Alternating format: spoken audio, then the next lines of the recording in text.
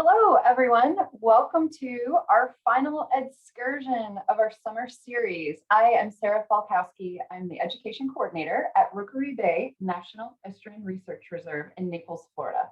So we're on the western edge of the Everglades in the Gulf of Mexico, and we're so glad you're joining us to rediscover Rookery Bay this summer. A few housekeeping things before I introduce the team. We are in a webinar format. You saw the notice that this is being recorded. At the end of the presentation, you'll receive a link to our website where you can watch this recording as well as all of our previous excursions. So you'll be able to share it again and again. In this webinar format, we're not able to see you or hear you, but we know you're out there. So if you would like to tell us where you are in the chat box, it's always really fun to know where we're broadcasting. That being said, we will also have a survey at the end. When you close the window, a link will pop up and it'll say, please fill out this survey. And we hope that you will, because that only helps us make our programs better. So tell us what you'd like to hear. And in that, we'll also ask where you are joining from, as well as how many people you're watching with. If you would like to communicate with our presenters today with a question for them that they will answer throughout the presentation, we invite you to enter that into the box called Q&A, and that's right next to the chat box. So you can communicate with us on the back end in chat and questions for the speakers in Q&A. When someone enters a question into Q&A, you'll get a little number will light up on your screen with a red circle around it. And if you click there, you'll be able to see all the questions other people are asking. If you have a favorite, and we hope that you will participate in this part, you can click the thumbs up symbol that's right next to your favorite question, and that will do what's called upvote. It helps us on the back end know which questions everyone wants answered, and we'll prioritize those.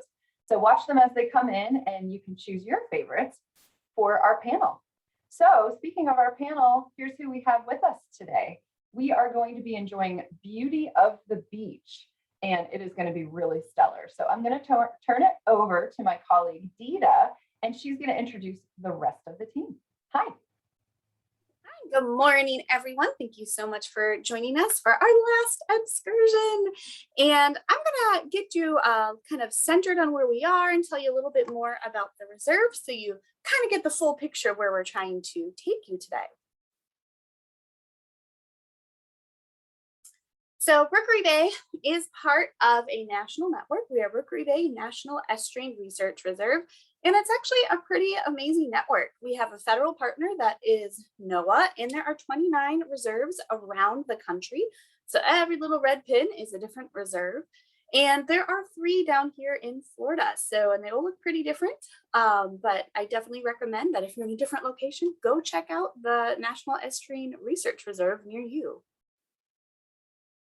Our state partner is the Department of Environmental Protection, and we, through the Department of Environmental Protection, they protect over 4 million acres throughout the state, and this is through Florida's aquatic preserves, the National Estuarine Research Reserves, the coral reef conservation programs. So that's a lot of coastal area that is protected for public use. Mercury Bay Reserve itself, we actually do manage 110,000 acres. So we start south of the Gordon River at the very top of this map and go around Marco Island into the 10,000 islands, butting up against Everglades National Park. So that is a lot of land to manage. That yellow star that you see is where our Environmental Learning Center is located, and we are open, and that's a great place to see snapshots of what is in the reserve and learn about who we are. Here is a very nice message about who we are from our director, and this little video clip actually comes from a documentary called Mangrove Coast, and you can watch it on PBS.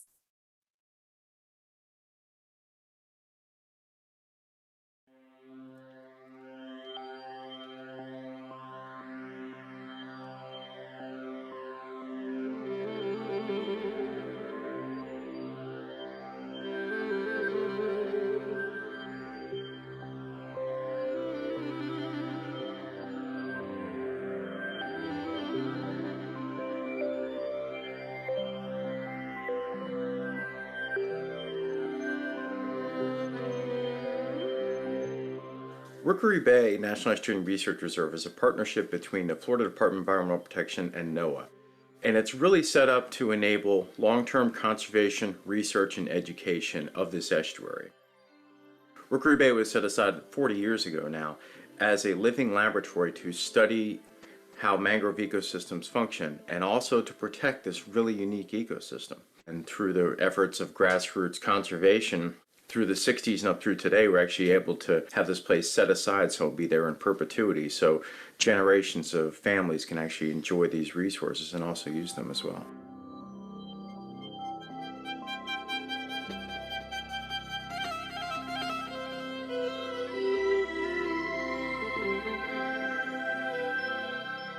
As you educate people, they understand how important this resource is, and they actually will take personal ownership and stake in stewardship in protecting this resource. And the more you learn about it, the more they come back and protect it.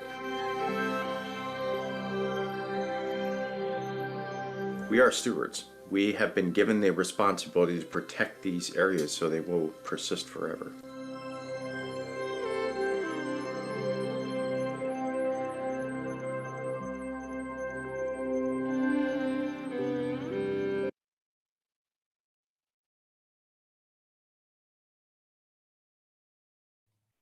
Tita, we can't hear you. You're muted. I am just too excited. I was enjoying that music too much. Thank you, Sarah. So that was a really nice summary of our mission, kind of the goal of Rookery Bay Research Reserve. So our mission is to serve Southwest Florida as a trusted resource for science-based information to foster connected human and ecological communities. So by doing this, we want to see the communities in Southwest Florida and the environment, the ecology, these ecosystems, both prosper and both flourish. And so that is one big reason why our reserve is open to the public. So it is yours to explore.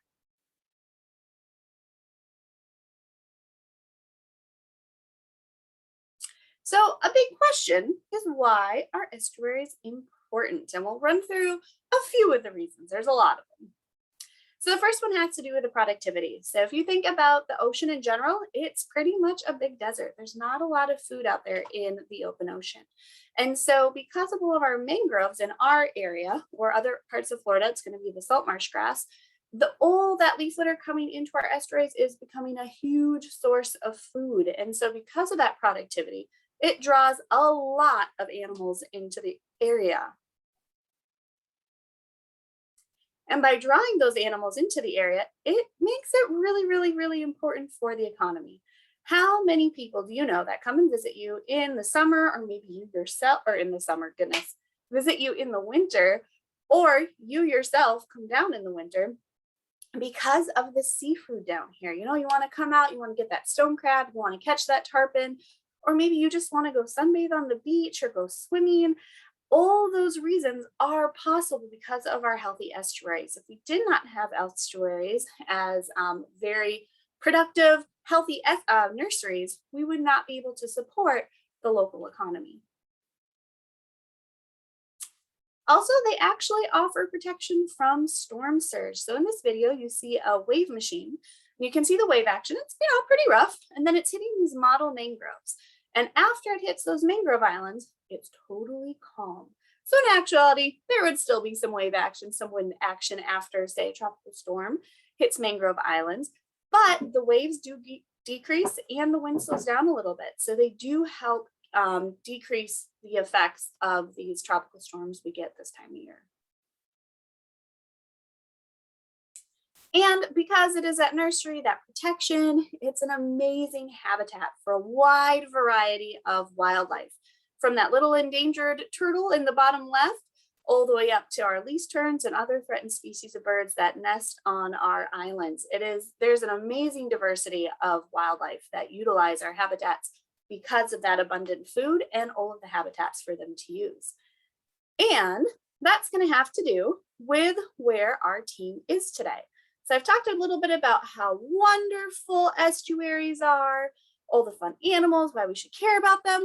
Well, how are you going to be able to see them? Well, today is called Beauty of the Beach. So I'm just going to take you on a little tour with Google Earth.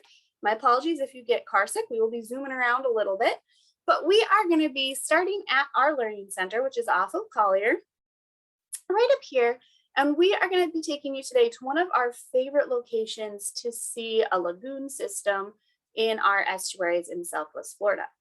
So you're going to get out on Collier Boulevard, go south down to Marco Island. I warned you about the zooming.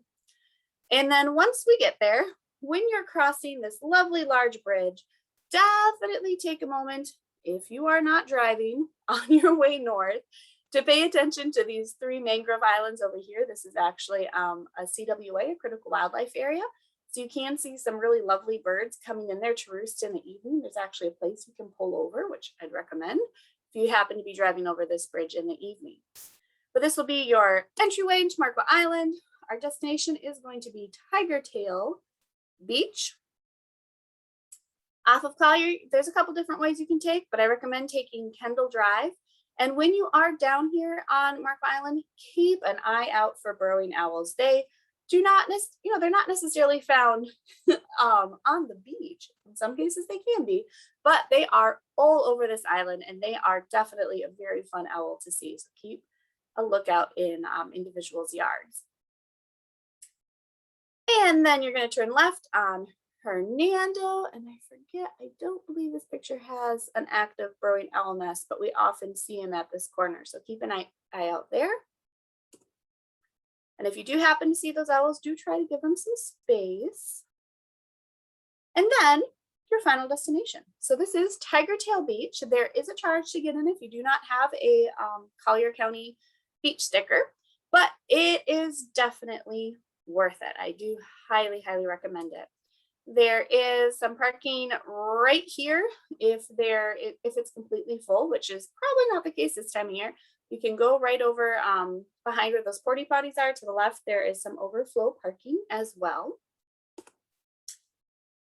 And on your way to the beach, there is a pit stop. If you need to use the facilities, get some water. There's this lovely place where you can get some snacks and refreshments if you need them, and a playground for the kiddos. There will be a couple signs up telling you if there's any hazards, so if there's any red tide or maybe a rip current, so they do keep you updated. And they do have some pretty good shell ID guides as well. But more importantly is how to get to the beach. So this is a very, very, very natural looking lagoon system. It's pretty wide. You can see all this lovely beach exposed. This is really tide dependent. So if you are trying to get over onto the beach side, you have 2 different options. There is a path, right, where you can see kind of, Sarah, if you can, oh, it's my screen, haha, where these people are right here. There is a path through the seagrass. It's going to be sandy. You can walk across. That is the shortest route to the beach. Or you can go this way and walk all the way along. It does take a little bit longer, but it is definitely worth it, as you will see today with my team. So once you are partly across, we do recommend having something on your feet just in case, because there could be some shells. Make sure those water shoes are cinched very tight on your feet as well. But our team took that path all the way over and they are waiting for you on the beach to talk about some of the things and the reasons why you would want to go visit this beach. So I'm going to stop my share and our field camera should be getting on, and there you go. Hello. Hello. Good morning, everybody. My my name is Morgan. I'm on the education team here at Rookery Bay, and I'm joined by my fellow educator. Hi, all. I'm Janine. I'm also part of our education team here at Rookery Bay Research Reserve. And we are so excited to share where we are today. Man, it is a beautiful morning. We are out here on the very, very northern tip on the Gulf side of Tiger Tail Beach. We are just in the corner of the reserve that you can access by foot. Yeah, this is an amazing place. I'm just really pumped, to kind of celebrate our last excursion. Woo! We crushed it. And to talk about this really dynamic system that we're at. So Dita already kind of showed you exactly where we are. Morgan just emphasized a little bit more. But why are we here? We are here for two reasons. One, we want you all to get a really good feel for how you can come and enjoy this place on your own. And two, we want to just celebrate and appreciate our barrier island systems. And that's what we're going to talk about here today. Awesome.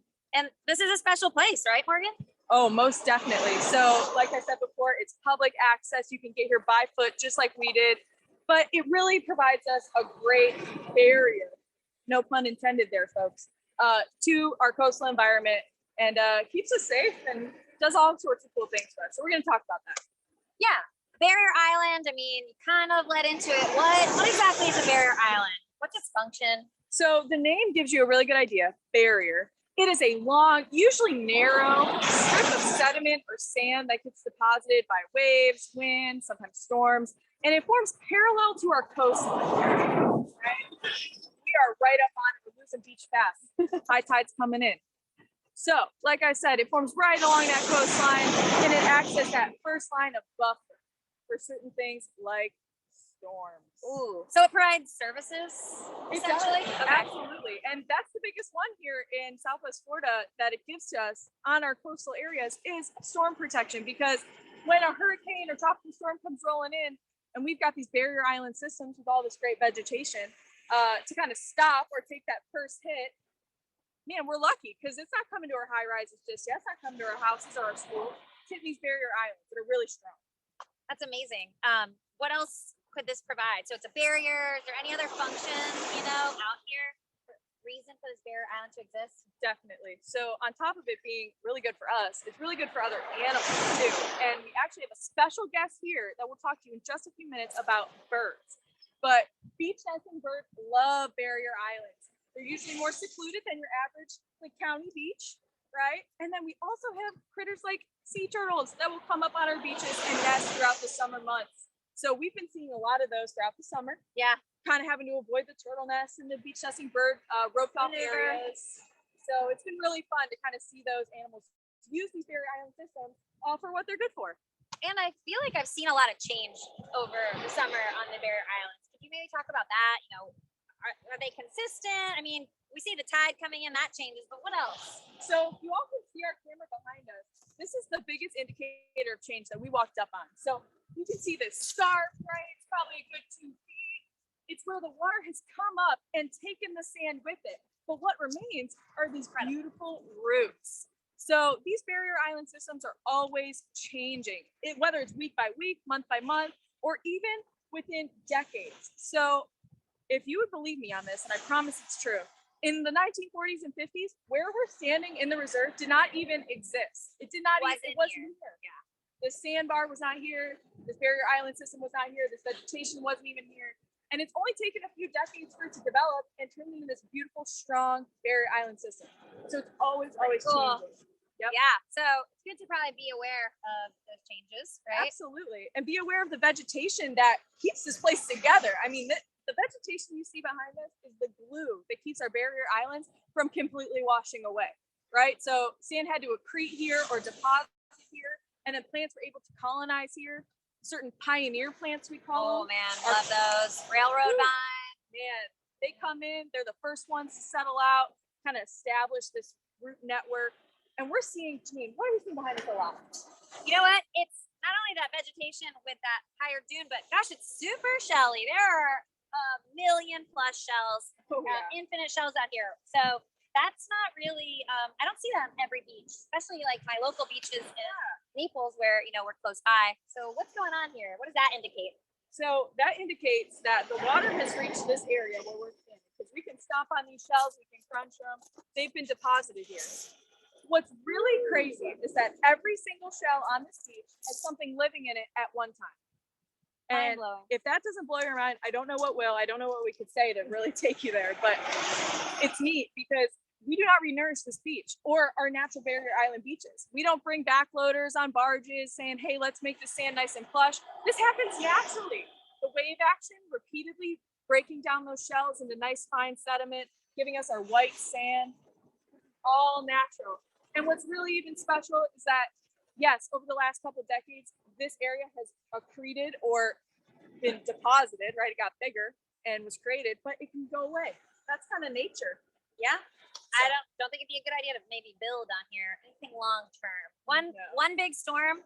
Yeah. And I see like a lot of other materials on here, you know, different debris, some algae. So that's probably pretty good for a natural beach as well, right? Absolutely. The rack line, we call it, is where you can see the high tide came up, left a nice deposit of really cool shells, but also some algae and some, I would even call it marine debris.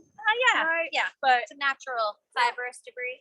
yes, Not natural too much of things. the plastic stuff. No. Thank goodness. We haven't seen a lot. We haven't picked up one single piece of plastic, but Wow. animals can use that rack line to kind of nitpick out some really yummy critters, like ready turnstones. Love to just come out here, flip them over, check things out, look for little critters in there, things like that. I love that you mentioned the right turnstones because, you know, you said turtles, but like, and we know all of these shells were once living, the animals inside of them. So, Yes. you know, how are the barrier islands used by these different organisms? Maybe we're going to go into, you know, I know specifically some birds, but yeah, what's the hotspot action with organisms on a barrier island? So the hotspot is really this middle zone between our nice wavy action area and the vegetation. Because like Janine said, the higher you go, the drier you get.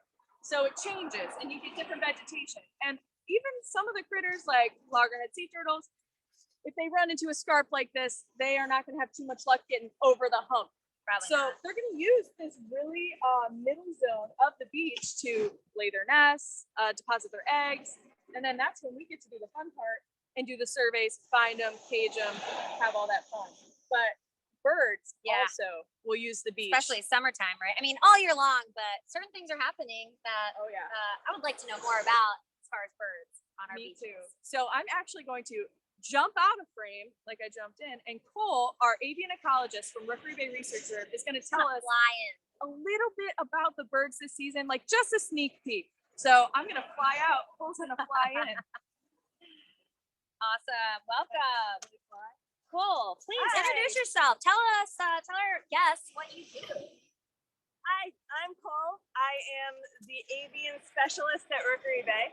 So my job is to look at all of the birds that are migrating through, foraging, and nesting on the beaches in the area and in the reserve. Amazing. And what, you know, when I think of a nest, I think of little twigs up in a tree. So you're telling me birds nest on this beach, on a barrier island. How do they do that? It's a great question. So a lot of times, yeah, when we think of a bird nest, we think of this stick thing that's in a tree. But a lot of our beach nesting birds, they actually dig little scrapes. And it's only about the same size as a typical nest, but it's not lined with anything. And if it is lined, it's lined with small shells. And then they deposit a couple eggs in there, and their eggs are speckled and tan colored so that they actually blend right in with the sand and with the shells. And these natural barrier islands that are so shelly are even better cover, because if you get one of the beaches where they're actually doing the renourishment, those eggs don't blend in as well as they do on these shell beaches. Amazing. So what species will we see in this part of Florida during the summer, maybe making those nests on our barrier island beaches? Yeah, we have, well, in this county, we have 3 that are our typical beach nesting birds. We've got our least terns, which are small terns that when they're nesting, even the adult bird is hard to spot out there. We've got Wilson's plovers. The Wilson's plovers are really looking for beaches that have a little bit of vegetation, They are nesting in those same scrapes that the least terns are. They're right up against the vegetation. Okay. So if we have a beach that doesn't have any plants, doesn't have any roots, you won't get your Wilson's plovers there. Now this beach in particular has a huge colony, one of the biggest colonies in the state of black skimmers nesting on it. So we have a bunch of them in Collier County, but this beach especially is. Wow. That was going to be my next question. You know, is there anything happening on this specific area? Any other places close by where you've been monitoring this season? Yeah, so we've got beach nesting birds kind of all up and down the coast here. We've got a couple on Keewaydin, but the big hot spots are down near Cape Romano, near the dome homes. So we've got a colony of least terns, but this was the first time this colony has formed since 2007 on Tice Island. And then on Second Chance, which is a critical wildlife area, we have a big colony of least terns and black skimmers, as well as some Wilson's plovers that nest on this island that is closed during the summer to keep people off of it. Well, that's really important to look for those postings probably, because I'm sure that influences the success, right? Of our birds. I mean, are they doing okay this season? On the reserve, they've done very well this season. There have been some areas that haven't been doing so well. We do have some mystery diseases that are hitting the chicks, but the reserve has not seen any of that happening on its colonies. And the people staying back from these areas is incredibly important, because if there are people and they're going on those, like I said, the eggs blend so well into the ground that it's very easily stepped on. Yeah. And if you are even seeing a bunch of birds that are sitting on nests, when it gets to be 100 degrees out, you flush those birds off, the sun comes, it can literally cook the eggs on the beach. Wow. So yeah, well, thank you for all the work you do. Thanks for sharing it with our group here. We really appreciate it. Thanks for inviting me.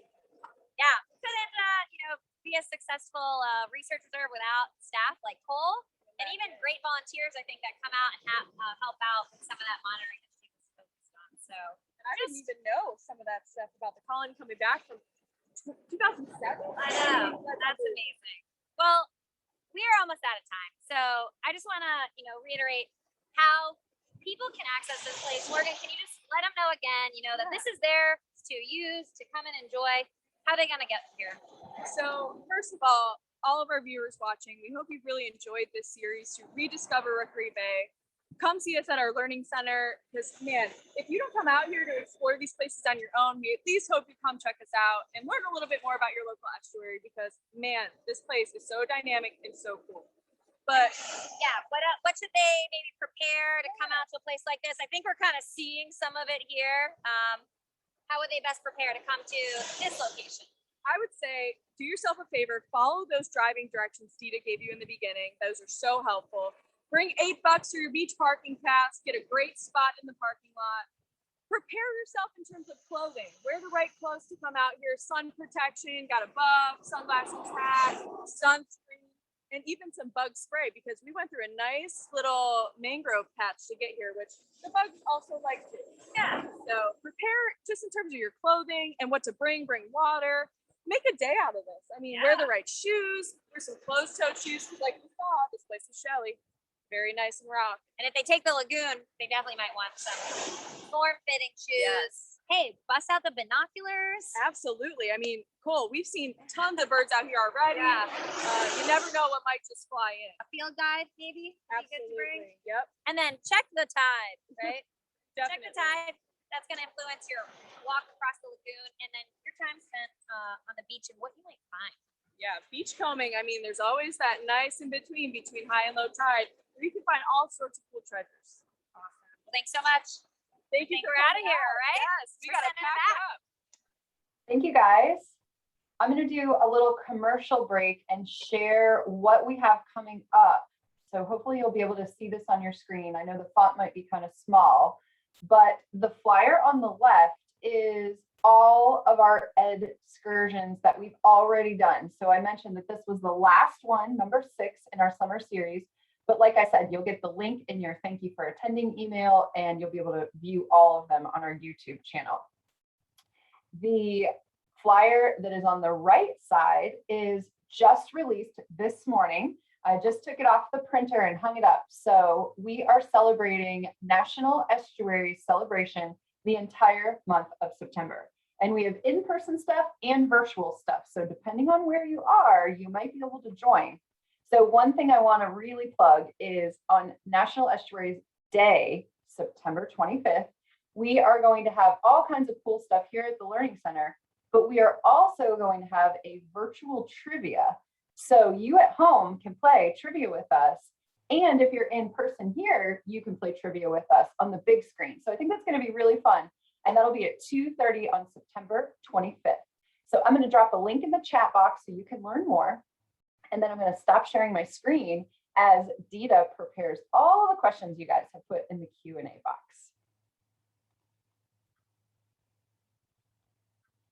All right, field team, if you are still available, we have a couple of questions about shelling and kind of picking up those beach treasures. Is it true? Is there a particular time of year when it's best to collect those treasures, like after storm events or?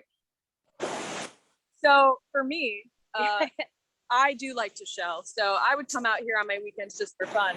But yeah, the time of year, I wouldn't say is all that influential in terms of like what different invertebrates you might find. However, it's what you find on the beach versus in the water. And like you said, Dita, storm events are things that really increase the tide, increase the wave action, and push all of those treasures up on the beach for you to find. So I was just out with our turtle team no more than 3 days ago.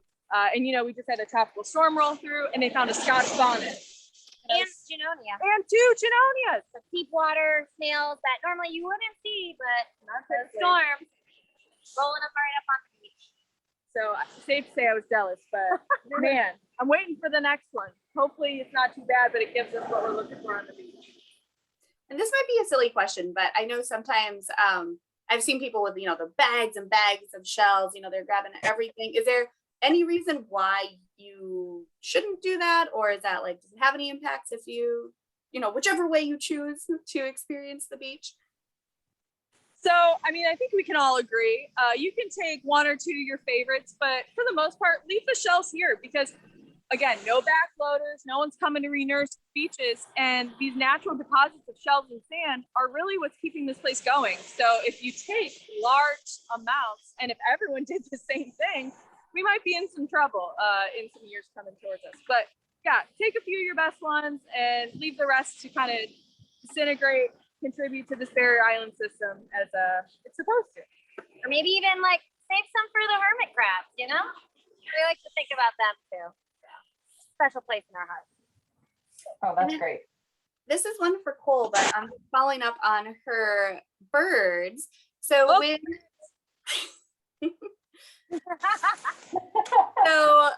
the birds are sitting on their eggs, why, you know, what's so important down there? It's not like, you know, up north you have the cold, you have all the rain and stuff. They can't be the same issues here on the beach, right? It's sunny, they can't get cold. Yeah, the eggs are actually really vulnerable to several different things. So one of them is just the heat. It gets so hot, these things can literally cook. They can boil inside the shell. It can cause, when those eggs cook like that, the adults don't always know. So they can sit on a dead nest for the rest of the summer. It's actually worse than having nests be lost to predators or to the waves because they won't re-nest. They'll just sit on them hoping they're going to hatch.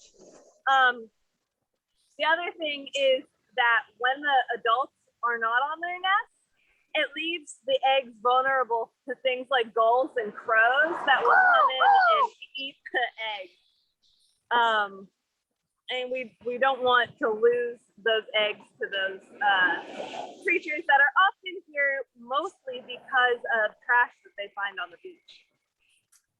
Wow. Thank you for that. That makes a lot of sense. And this can be kind of, I know all 3 of you are out, you know, and about in the reserve exploring. Have you seen or smelled red tide this summer? I know that sometimes in the news. just for those who are thinking about coming out? So in terms of red tide, I have not experienced any out here. And usually in our estuary, we're pretty lucky in our backwaters. We really don't experience a lot of effects from red tide. We're lucky that we have all these Great Barrier Island systems creating these bays for safe places for all of those animals to go. But yeah, no, I think nothing out here today. Lately. Nope. And then we do have one more animal question. You did mention sea turtles. I'm pretty sure that intro video got everybody very excited about, you know, the potential of seeing one. They noticed, you have some pretty observant guests, that there are no sea turtle nests around you. So are they just not using that beach, or? So that's a great observation. So sea turtles, they've got it all figured out. They know the best places to nest. And if you look behind me, like we saw earlier, this scarp is so indicative that the water comes up here pretty frequently and covers the whole beach. This is our rack line. I mean, there's really not much viable beach for turtles to nest right in this particular area where we're hanging out. But if you were to go south, you would definitely stumble upon some sea turtle nests where the beach is wider and longer and the water doesn't come quite as high because it's not meeting so much vegetation. So great observation though. I like how everyone's paying attention. Oh my gosh. And We're getting drowned out. High tide. Check that out, folks. Whoa, it looks like we're gonna have to wrap up before you guys get washed away. Dita, is there one more question for someone that really wants something answered? So we did have some questions about what is the most amazing thing you have seen while you've been out there, for all three of you. Most amazing or most interesting?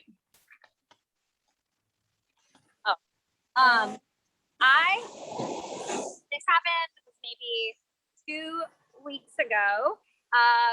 So we're like right across from a pass that meets up with Keewaydin Island, which is in the reserve.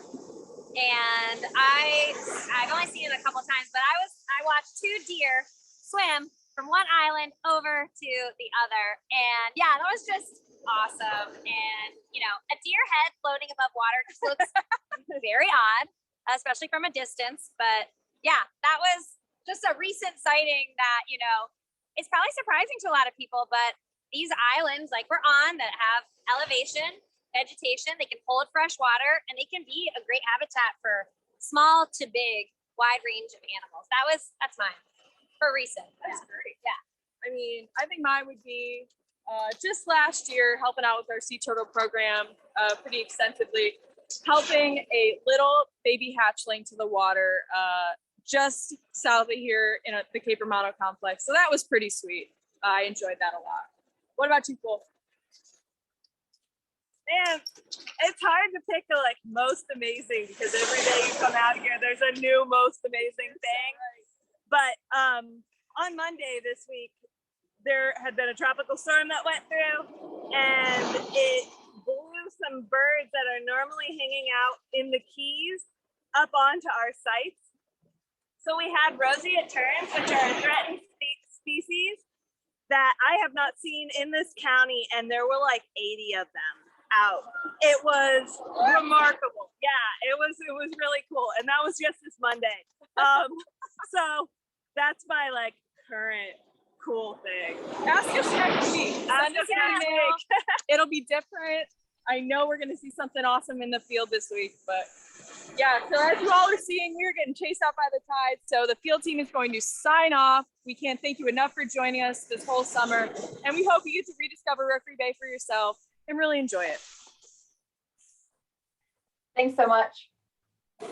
And to our audience at home, don't forget to fill out our survey when we end the webinar, because although this is our last excursion for the summer, we are busy creating all of the fall program. So you might be glad to know that some of our old favorites are back, like Lunch and Learn back on the calendar. It'll be released soon, but it begins in October. So look for that. And our next big event is the National Estuary Celebration. And that link is in the chat box. So we hope we'll see you then and beyond. So thanks for joining us. We'll see you again soon. Bye.